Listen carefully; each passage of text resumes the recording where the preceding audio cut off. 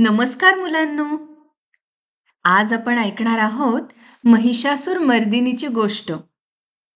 महिष म्हणजेच नरम्हैस, ज्याला आपण रेडा म्हणतो, आणि असुर म्हणजेच राक्षस. संपूर्ण पृथ्वीला त्रास देणाऱ्या या महिषासूर राक्षसाच्या संहाराची ही गोष्ट आहे.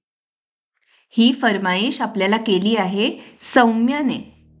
चला तर ऐकूया महिषासूर मर्दिनीची गोष्ट. ही त्या काळातली गोष्ट आहे जेव्हा पृथ्वीवर माणसं, देव आणि निसर्ग एकमेकांच्या सहवासात शांतपणे नांदत होते. कोणे एकेकाळी रंभ नावाचा एक राक्षसांचा राजा होता. त्याने महिषी नावाच्या एका म्हशीशी लग्न केलं होतं. खरं तर ती होती एक श्यामला नावाची राजकन्या, पण एका शापामुळे तिला म्हशीचं रूप मिळालं होतं. रंभ आणि महिषी यांना एक मुलगा झाला. त्याचं नाव होतं महिषासूर. महिष म्हणजेच नरम्हैस आणि असुर म्हणजेच राक्षस वृत्तीचा. महिषासूर अर्धा मानव आणि अर्धा रेडा होता. तो फारच बलाढ्य होता आणि त्याच्या आई वडिलांमुळे त्याच्याकडे एक वेगळीच गोष्ट आली होती. महिषासूर त्याला हवं तेव्हा माणसाचं संपूर्ण रूप धारण करू शकत असे आणि हवं तेव्हा रेड्याचं. याच गोष्टीमुळे महिषासूर खूप बलवान झाला होता. त्याची तिन्ही लोकांवर म्हणजे पाताळ लोक, भूलोक आणि स्वर्ग लोकावर अधिपत्य गाजवण्याची इच्छा होती. त्याला वाटत असे की आपण अमर झालो तर कोणीही आपल्याला हरवू शकणार नाही. ना माणूस, ना देव, ना इतर दानव. आपण या सगळ्यांवर राज्य करू. ही इच्छा पूर्ण करण्यासाठी तो घनदाट जंगलात गेला आणि तिथे अनेक वर्षे त्याने ब्रह्मदेवाची आराधना केली. महिषासुराच्या या कठोर तपश्चर्येमुळे अखेरीस ब्रह्मदेव त्याला प्रसन्न झाले आणि त्याच्यासमोर प्रकट झाले. त्यांनी महिषासुराला वरदान मागायला सांगितलं. महिषासूर त्यांना हात जोडून म्हणाला, कोणताही देव अथवा दानव त्याला मारू शकणार नाही असा वर मला द्या.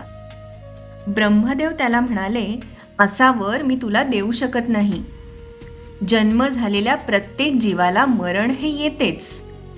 तुला मरण कसे यावे हे मात्र तू ठरवू शकतोस. मग त्यावर महिषासूर त्यांना म्हणाला, मला फक्त एका स्त्रीच्याच हातून मरण येईल, अन्य कुणाच्याही नाही असा वर मला द्या. ब्रह्मदेव त्याला तथास्तु म्हणून अंतर्धान पावले. महिषासूर प्रचंड आनंदित झाला. त्याने विचार केला, इथे देव दानव आपल्याशी लढू शकत नाहीत, तिथे एक दुर्बळ स्त्री कसली आपल्याशी लढतीये. अशी स्त्री तर या पृथ्वीवर अस्तित्वातच नाहीये. मग काय, महिषासूर बलवान तर होताच, पण आता या वरदानामुळे आपल्याला कोणीही मारू शकत नाही. आपण अमर आहोत या विचाराने तो उन्मत्तही झाला. त्याचा गर्व खूपच वाढला. महिषासूर थेट स्वर्गात पोहोचला. देवांना एकामागोमाग एक पराभूत करू लागला. इंद्राचं तेजस्वी सिंहासन त्याने बळकावून टाकलं आणि स्वतः इंद्रपदी विराजमान झाला. तो इथेच थांबला नाही. आता त्याच्यापेक्षा कमजोर असलेल्या लोकांवर महिषासूर आपलं बळ वापरू लागला, त्यांना त्रास देऊ लागला. त्याने सूर्य आणि चंद्राच्या नित्यक्रमात सुद्धा अडथळे आणले. या महिषासूर राक्षसाचं सामर्थ्य वाढत चाललं होतं. त्याला थांबवायची हिंमत कोणाहीकडे नव्हती. समस्त पृथ्वी त्याच्या या कारवायांमुळे त्रस्त झाली होती. स्वर्गातील वातावरण बदलून गेलं होतं. देव भयभीत झाले होते.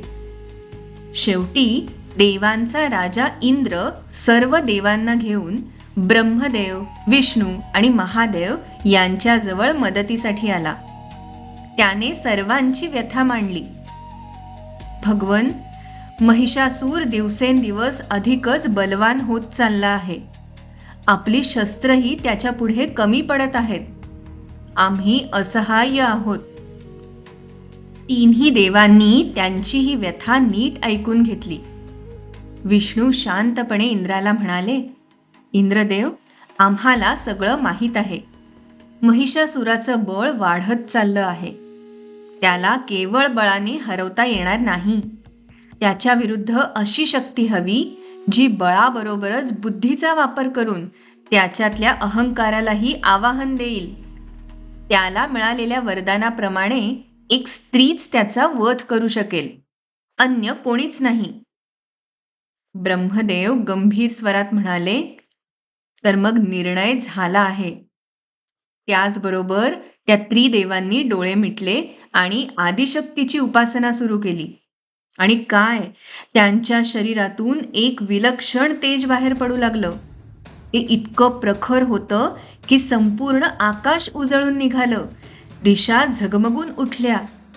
त्या तेजातून हळूहळू एक दिव्य रूप आकार घेऊ लागलं.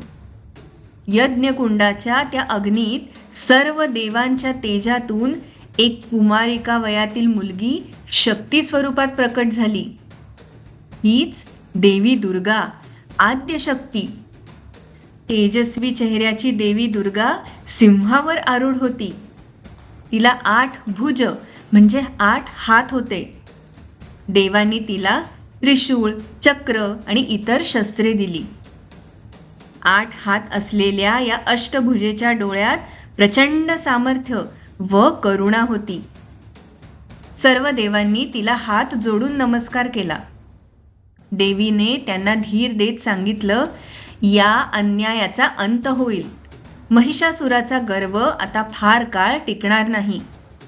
आणि देवी दुर्गा सिंहावर बसून भयंकर गर्जना करत युद्धासाठी निघाली.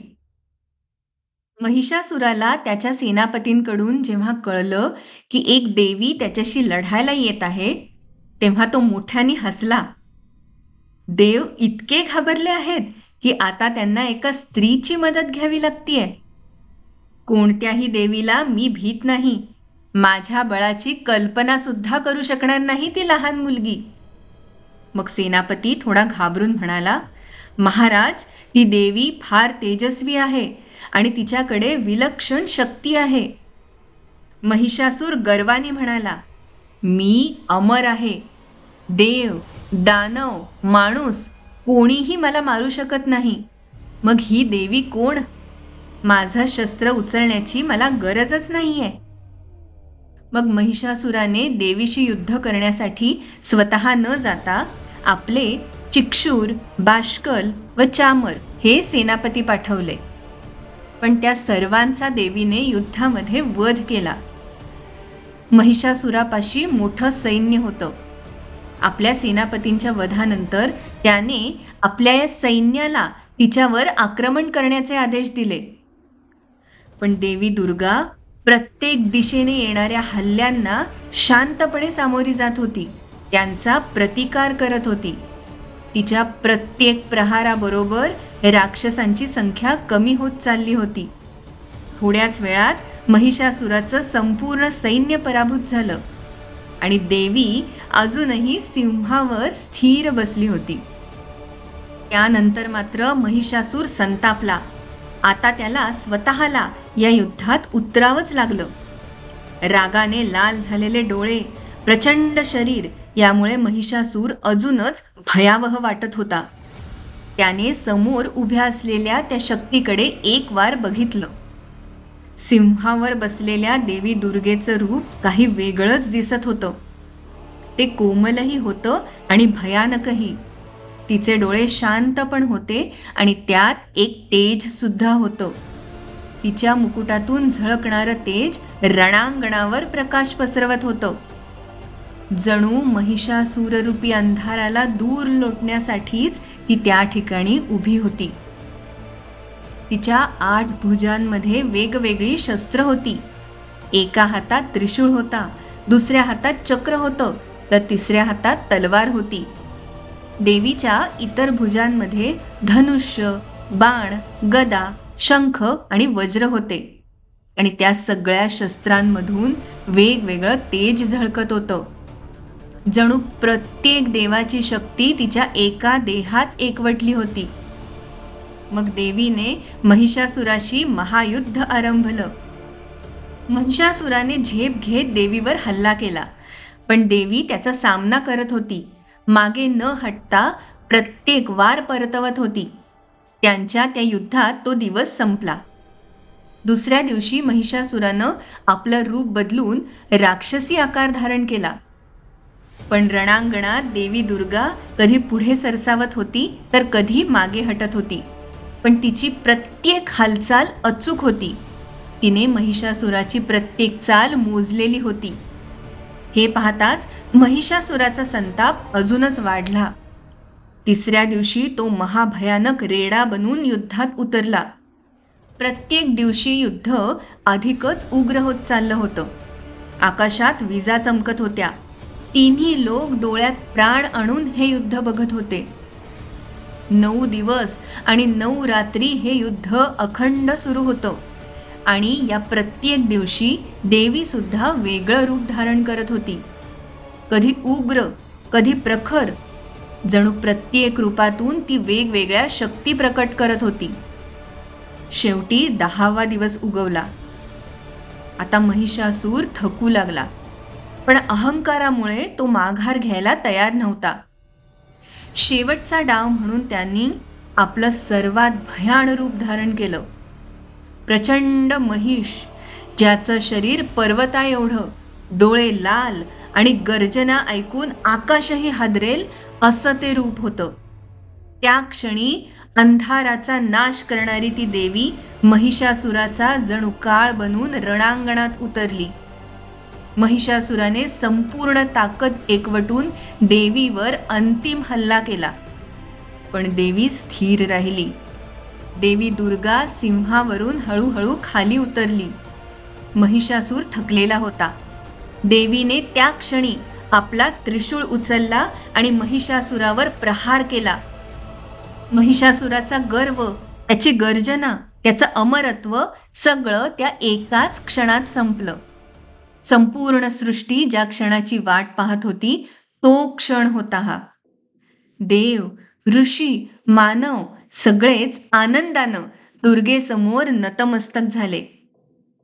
असं म्हणतात, सह्याद्री पर्वतरांगेत 7 शिखरांवर देवीने महिषासुराशी युद्ध केलं होतं. हे युद्ध 9 दिवस 9 रात्री चाललं होतं. आणि 10व्या दिवशी देवीने महिषासुराचा त्रिशूळाने शिरच्छेद करून महिषासूर मर्दिनी नाव धारण केलं. म्हणजेच महिषासुराचा गर्व चिरडून टाकणारी देवी. या युद्धात देवी केवळ एकाच रूपात नव्हती, तर प्रत्येक दिवशी तिचं वेगळं रूप प्रकट झालं होतं. पहिल्या दिवशी डोंगरासारखी स्थिर शैलपुत्री, दुसऱ्या दिवशी तपस्वी ब्रह्मचारिणी, तिसऱ्या दिवशी धैर्य देणारी चंद्रघंटा, तर चौथ्या दिवशी सृष्टी निर्माण करणारी कुष्मांडा, 5व्या दिवशी मायेची स्कंदमाता, 6व्या दिवशी पराक्रमी कात्यायनी, 7व्या दिवशी अंधाराचा नाश करणारी कालरात्री, 8व्या दिवशी उजळणारी महागौरी आणि 9व्या आणि 10व्या दिवशी सर्व शक्ती प्रदान करणारी सिद्धिदात्री. म्हणूनच आजही नवरात्री उत्सवामध्ये आपण 9 दिवस देवीची आणि कुमारिकेची पूजा करतो. आणि 10व्या दिवशी म्हणजे अश्विन शुद्ध दशमीला वाईटावर झालेल्या चांगल्या वृत्तीचा विजय म्हणून विजयादशमी हा सण सुद्धा साजरा करतो. अशी ही महिषासूर मर्दिनीची गोष्ट तुम्हाला आवडली असेल तर नक्की लाईक करा. चॅनलला सबस्क्राईब करायला विसरू नका. तुम्हाला आमच्यापर्यंत पोहोचायचं असेल तर आमचा ईमेल ID डिस्क्रिप्शनमध्ये आहेच. अच्छा.